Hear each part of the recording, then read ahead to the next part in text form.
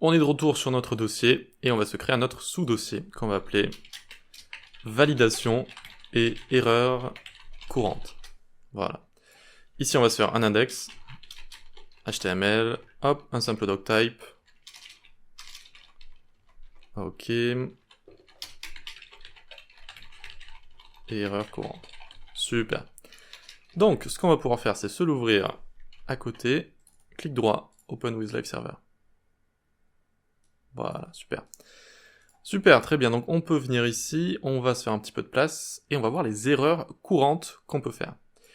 Une des premières, donc on va mettre ici liste des erreurs courantes, c'est de se dire, tiens, j'ai un paragraphe ici, mais à l'intérieur, donc je peux avoir du texte par exemple, j'ai envie de placer une autre div à l'intérieur, j'ai envie de mettre une div imbriquée. Alors ici on va juste mettre 10, lorem 10, et encore un peu de texte ici par exemple. Eh bien ça c'est une mauvaise pratique. Déjà on peut voir ici qu'au rendu, même visuel, ça a l'air un peu bizarre. Et maintenant si on fait clic droit inspecter, on va dans la partie Elements, on va voir à quoi ressemblent nos éléments, comment ils ont été rendus par notre navigateur, et on voit qu'on a un élément paragraphe ici, une div, du texte, et un autre élément juste là qui est vide. Donc on voit que c'est le bazar complet.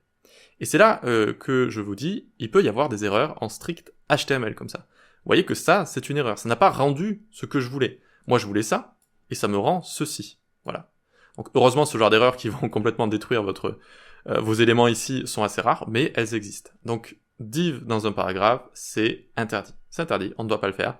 Sinon, eh bien, ça va fermer le paragraphe, créer une div, rajouter le texte qu'il y a juste ici, et encore créer un autre paragraphe juste là. Voilà, donc ça, c'est interdit, tout simplement. Ok, très bien. Ensuite, on peut avoir autre chose. On peut avoir un button avec un lien à l'intérieur. Tac. Donc on est juste ici, on a un button avec un lien. Ici, ça va pas faire crash votre machine, ça va pas faire crash votre site, mais ça aussi c'est une mauvaise pratique. On ne doit pas mettre de lien dans un bouton. En termes d'accessibilité, c'est pas beau du tout. Et un lien, ça sert à aller quelque part, un bouton, ça sert à effectuer une action, tout simplement. Voilà. Donc là, vous voyez que ça va pas faire crash tout ça, mais ça va très certainement, si vous faites un audit ou une validation, on verra ce que c'est par la suite, vous envoyer des drapeaux rouges de partout, parce que ce n'est pas une bonne pratique. Ensuite, on peut avoir le text area, comme ça, text area. Alors, on va pas lui mettre d'attribut ici, c'est juste pour l'exemple. Hop, le text area, on peut lui mettre du texte de base. Si on a envie, c'est possible. Ça le rajoute ici, d'accord. Mais pas d'éléments à l'intérieur, d'accord. Pas d'éléments. Sinon, qu'est-ce que ça fait? Eh bien, ça le rend sous forme de texte, comme ça. Voilà, tout simplement. Voilà. Vous voyez que là, ça n'a pas rendu l'élément à l'intérieur du text area. Ça l'a rendu sous forme de texte. Ensuite, qu'est-ce qu'on peut avoir également? Un lien dans un lien. Hop, tac. Et j'ai un autre lien. Alors, lien 1, lien 2 plutôt. Tac, tac, ça aussi, c'est une mauvaise pratique. Et regardez ce que ça a fait. Ça me les a dédoublés comme ça. Ça me les a dédoublés. Donc, ça va carrément ne pas les mettre les uns sur les autres. Alors, on peut forcer ce genre de choses en CSS, si on les met les uns au-dessus des autres, etc. Mais le fait est que ça va les dédoubler directement. Voilà. Je crois que dans la dernière vidéo, je vous avais dit que c'était une histoire de href, mais on peut voir ici que même là, ça les dédouble. C'est-à-dire que j'avais même plus, j'ai tellement pas l'habitude d'imbriquer des liens dans des liens, que j'avais oublié ce comportement juste ici. Ça va carrément les dédoubler comme ça, voilà. Pour éviter d'avoir justement des href imbriqués, et ne pas savoir où aller. Voilà. Ensuite, alors comme erreur courante, beaucoup parlent de ce genre de choses, mais bon, ça peut être une erreur courante. Déjà, c'est pas très courant, je trouve. C'est d'avoir un H1 qui est entouré d'un lien. En soi, c'est possible, mais c'est plus le respect des blocs et des inlines ici qui fait défaut. Parce que, du coup, on a notre H1 ici qui va prendre tout l'espace de gauche à droite, d'accord? Alors qu'un lien, c'est inline. Donc, en réalité, on va pouvoir cliquer sur le lien. Vous voyez, même si je clique ici, vous voyez que ma souris, là, elle devient un curseur. Donc en fait, ça va faire un rendu un petit peu bizarre. Et il faut essayer de respecter plutôt l'ordre des blocs et des inlines. C'est-à-dire, d'abord le bloc est parent, et ensuite le contenu à l'intérieur devient cliquable si j'en ai envie, et je lui rajoute un lien par exemple. D'accord? Et donc ça, c'est plus juste. En termes de logique, j'ai envie de dire. En termes de logique. Vous voyez que, maintenant, si j'ai ma souris à droite, je ne peux plus cliquer dessus. Là, je clique dessus. C'est plus logique. Voilà. Donc à la limite, je vais vous laisser l'exemple précédent. Hop, tac. On va mettre ici mauvais.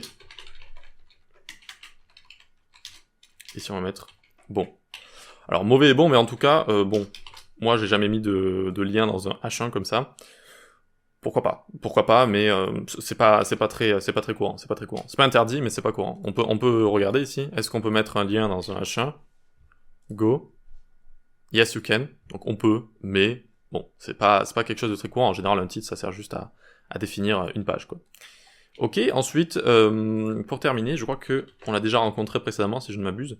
Dans une liste, qu'elle soit OL ou UL, il faut tout le temps des éléments de liste LI.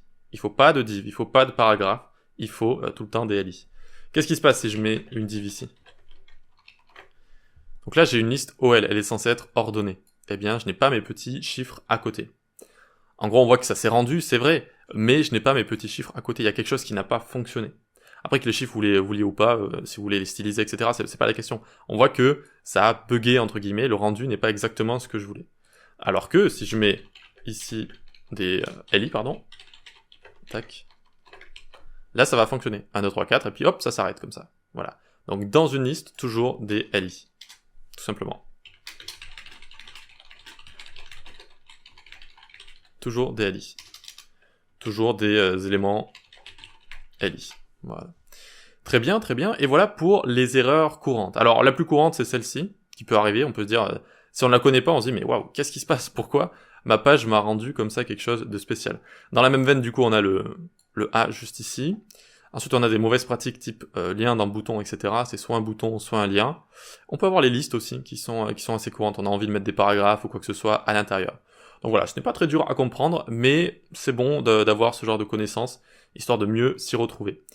Dans la prochaine vidéo, on va parler de la validation. Comment on fait, une fois qu'on a terminé une page, dans un site, une fois qu'on a envie de valider toutes les pages, comment on fait pour le valider, pour passer des audits, etc. Très intéressant, on va voir ça dans la prochaine vidéo.